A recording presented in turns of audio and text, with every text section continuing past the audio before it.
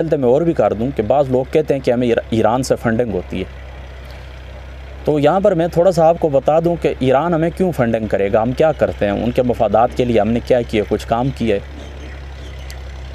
देखिए हुज़ूर नबी पाक सल्लल्लाहु ताला अलैहि वसल्लम आपकी आल पाक का ज़िक्र करना या जंग जुमल जंग सफ़ीन के किस्से में कौन हक़ के ऊपर था ये बयान करना, हज़रत मौला मुर्तज़ा रज़ियल्लाहु ताला अन्हु आपकी अज़मत रिफ़त को बयान करना, ये कोई शीयत तो नहीं है कि हम ये बयान करते हैं तो आप लोग कहते हैं कि ये ईरान गुमाश्ते हैं और वो उनको फ़ंड देते हैं। ये क्या अजीब बात हुई। दूसरी बात है जिन उलमा के मुतालिक ये बात छिड़ी है ना, यानी मेरी तरफ तो ये बात बाद में आई और निचली सतह के ऊपर हुई है, ये बात छिड़ी है मैंने इरफ़ान शाह साहब के मुतालिक सुनी है कि इरफ़ान शाह साहब जो है उनके मुतालिक ये कहा गया है कि वो इस तरह के इनको ईरान ने 5 करोड़ रुपए दिए। ठीक है, मैं इसमें खुले दिल से ये बात मानता हूँ कि इरफ़ान शाह साहब पहले जो थे वो अब नहीं है, पहले उनके नज़रियात और थे, पहले उनके ऊपर खारजी होने के फतवे लगते थे कि ये खारजी हैं।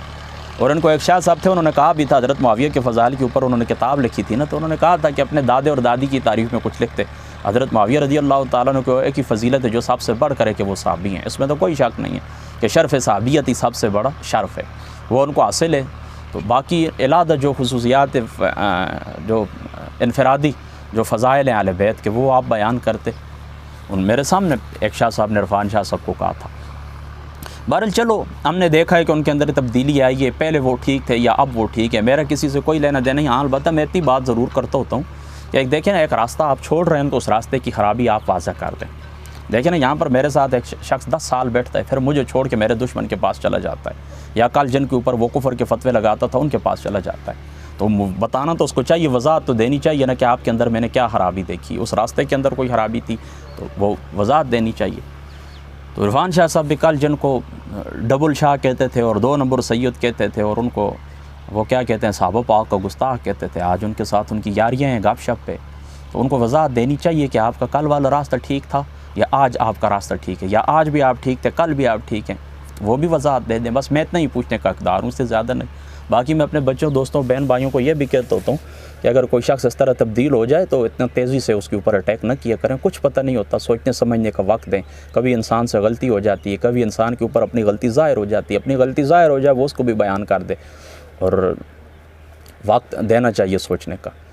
उनकी खिदमात भी हैं, इरफ़ान शाह साहब की खिदमात भी हैं अहले सुन्नत के ऊपर, उनके एहसानात भी हैं कि अब मैं क्या है कि का ज़िक्र करूँ, उनकी खिदमात भी हैं।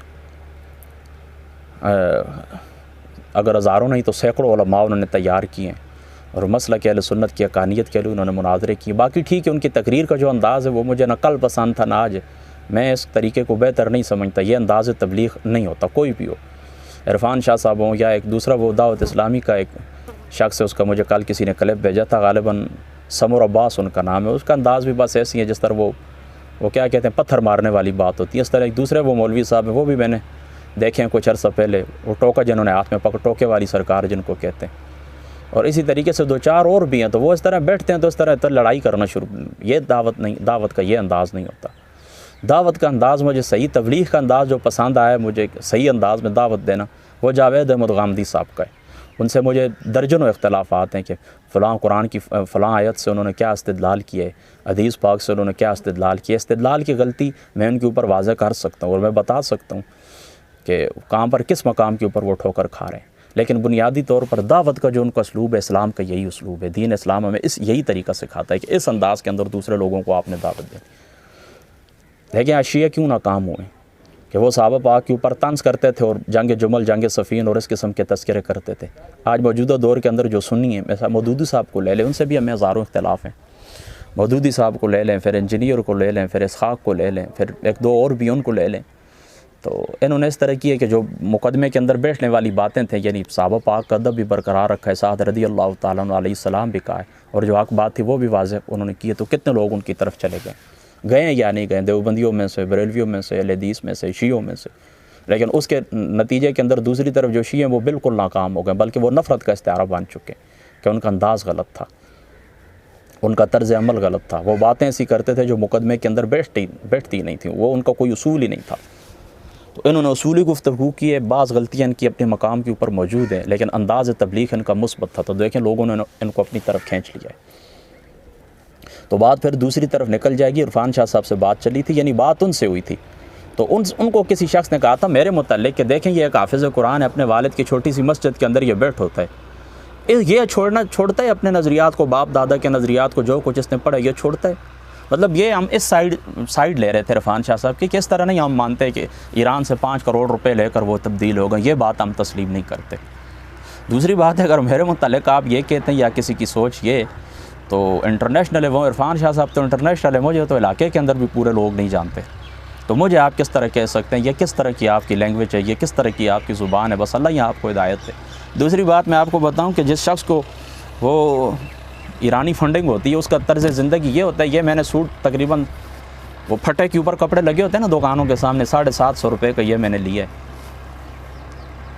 ईरानी फंडिंग होती तो मेरा तर्ज़ अमल ना बन जाता ज़िंदगी की, वो क्या कहते हैं कि दौड़ मेरी चेंज ना हो जाती ज़िंदगी का, वो मेरा रहन सहन और माशरत मेरी चेंज ना हो जाती। 2007 में मैंने पहला मोटरसाइकिल लिया था, बाइक ली थी, आज 2022 कितने 15-16 साल बन गए उसी बाइक के ऊपर हूँ मैं, और वो भी ज़्यादा घर में ही होती है। हाफिज़ साजिद साहब के साथ में होता हूँ, उनकी वो पुरानी 28-29 हज़ार की मैं नहीं, मेरे सामने हमने इकट्ठी ख़रीदी थी, 2008-9 की बात है। ज़्यादा वो हम उसी में सफ़र करते हैं। तकरीरों के लिए मैं रात को दूर दूर इन सर्दियों में जाता हूँ तो रास्ते में वो क्या कहते हैं ज़ुकाम से नाक ही बंद हो जाती है। कभी कभी इस तरह होता है कि अब छोटा मेरा भाई है मोइन, वो उनके अपने वो छोटा सा कारोबार है, उसके लिए उनकी गाड़ी है, कभी कभी मैंने उस गाड़ी में सफ़र किया है, लेकिन ज़्यादा मेरे तकरीबन 15-16 साल हो गए। ज़्यादा अक्सर मेरे करीबी जो दोस्त अहबाब हैं वो जानते हैं, गाड़ी तो पिछले साल हमने लिए, और वो भी बाइक की है, छोटी, मेरी नहीं है, ज़ाती मेरी नहीं है, और कसम मुझसे उठाएँ बाइक भी मेरी नहीं है, कसम उठाता हूँ। ये भी मेरे भाई हकमीन ने इसकी रकम अदा की थी, अल्लाह मुझे अब याद नहीं है, 90,000 या 95,000 रुपये उसने अदा किया था। बहरहाल वो भी ज़्यादा घर में ही होती। मैं कहता हूँ मैं साजिद साहब के साथ होता हूँ, हाफिज़ साजिद साहब के साथ। ये मस्जिद है, ये 1982 के अंदर इसकी तामीर हुई, आप देखते हैं ना ये कितनी तामीर है अभी तक। वो भी ये 2017, हाँ बिल्कुल 17-18 के अंदर मैंने इसके ऊपर 2017-18 के अंदर मैंने इसके ऊपर 7-8 लाख रुपए खर्च किए। वो भी मैंने किस तरह जमा किए ये मुझे मालूम है। मेमूना मस्जिद बंद पड़ी हुई है मानसार के अंदर, क्यों बंद पड़ी हो, 8-10 लाख रुपए की ज़रूरत है, नीचे फ़र्श बन जाए और वो क्या कहते हैं रंग रोगन हो जाए और बिजली पानी का इंतज़ाम हो जाए, इसके लिए 8-9 लाख रुपए ज़रूरत है, मेरे पास नहीं, वरना वो मस्जिद भी आबाद हो जाती। मस्जिद तो मुकम्मल तामीर है, दरवाजे तक छत पड़ी हुई है।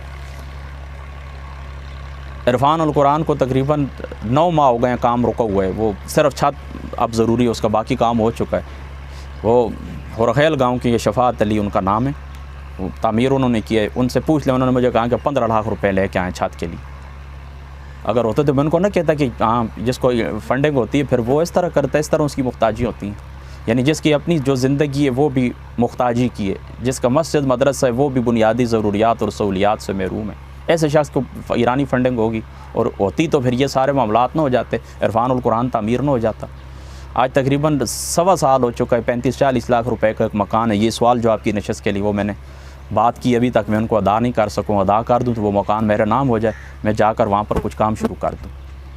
6-7-8 लाख रुपए में ज़रूरत है टेक्नोलॉजी के लिए, ये जो कैम कॉर्डर होते हैं और कैमरे होते हैं और वो क्या कहते हैं कि LCD वगैरह, ये चीज़ें हमें ज़रूरत है सोशल मीडिया के लिए, अभी तक इंतज़ाम हम नहीं कर सके।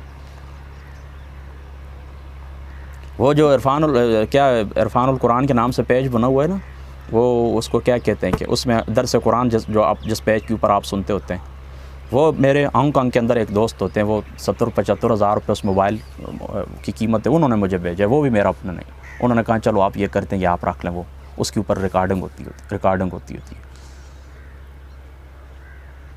तो इस तरह कुछ सोच समझ के बात की करें, देखें ना, बात भी करें तो कुछ इर्द गिर्द हालात भी बंदा देखता है, हालात खुद ब खुद सवाल का जवाब दे देते। कई मुझे आप कोई कहे ना कि फ़लाँ शख्स है उसको 2 अरब रुपये हुकूमत ने दिए, तो वो मेरे पास मेले कचेले कपड़ों में आता है, उसी टूटे हुए मकान में रहते, तो मैं खुद नहीं समझ जाऊँगा कि यह अफवाह होता, तो कुछ ना कुछ तो असर होता है यार। जिसके पास 2-4 लाख रुपए भी आते हैं उसकी भी समझ आ जाती है, उसकी टोर बदल जाती है। फितरत के अंदर ये बात है। कुरान क्या कहता है, ज़ुय्यिना लिन्नासि हुब्बुश शहवाति मिनन निसाइ वल बनीन वल क़नातीरिल मुक़न्तरति मिनज़ ज़हबि वल फ़िद्दा। ये अल्लाह ताला फरमाता है ना, वलहैल मुसव्वमत वल अनाम वल हर्स ज़ालिका मताउल हयातिद दुनिया वल्लाहु इंदहु हुस्नुल मआब। ये इन चीज़ों की मोहब्बत अल्लाह ताला ने दिल के अंदर रखी है। किस किस की? ये दुनिया का जो माल व मता आपको नज़र आता है ना, गाड़ियाँ, सवारियाँ, बीवियाँ, औलाद, प्रॉपर्टी, इनकी मोहब्बत अल्लाह ताला ने दिल के अंदर रखी है। ये फितरत के अंदर ये चीज़ शामिल है। और हमारी भी वो है मोहब्बत कि हम भी चाहते हैं कोठियाँ होनी चाहिए, गाड़ी होनी चाहिए, बिल्डिंगें होनी चाहिए, लेकिन ना हो तो इसके ऊपर ये शिकवा शिकायत नहीं है कि नाजायज़ वो हर दीवार फुलांग कर हम पहुँच जाए। नहीं, अल्लाह ताला दे तो अल्हम्दुलिल्लाह, नहीं तो जिस हाल के अंदर रखे हम अल्लाह ताला के हाल दिए हुए हाल के ऊपर राज़ी और शुक्रगुज़ार हैं।